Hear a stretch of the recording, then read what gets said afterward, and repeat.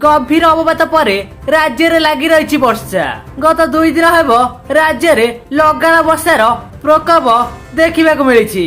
पूर्वर पश्चिम एवं उत्तर दक्षिण सबुआड़े पानी आ पानी प्रबल वर्षा फल जनजीवन अस्तव्यस्त हो पड़ा एवं तलिया अंचल रोथुवा लोक अवस्था बेहाल हो पड़ी।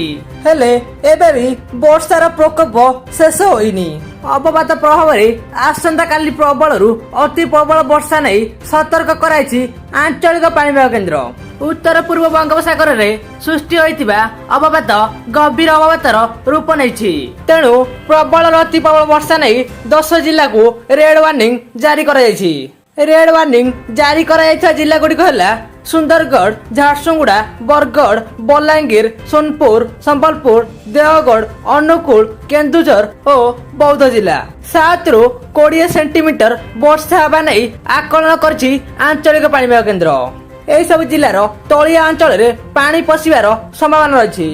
एभली कि पहाड़िया अंचल भूस्खलन होबार आशंका रही। आसंता काली ठारू वर्षार प्रकोप किछि मात्रा रे ह्रास पाइब बोली पाणीपाग विभाग पक्षरु कहुଯାଇଛି।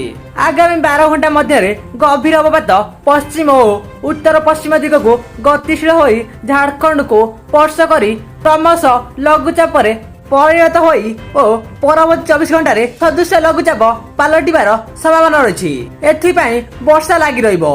ए नहीं आसंता काली पर्यंत 5 जिला को ऑरेंज वार्निंग जारी होईची। ए जिला गुड़िक हैला ढेंकानाल, मयूरभंज, नुआपड़ा, कलाहांडी, कंधमाल।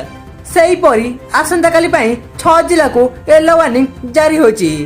से जिला गुड़िक हैला बालेश्वर, भद्रक, कटक, नयागढ़, नवरंगपुर, जाजपुर।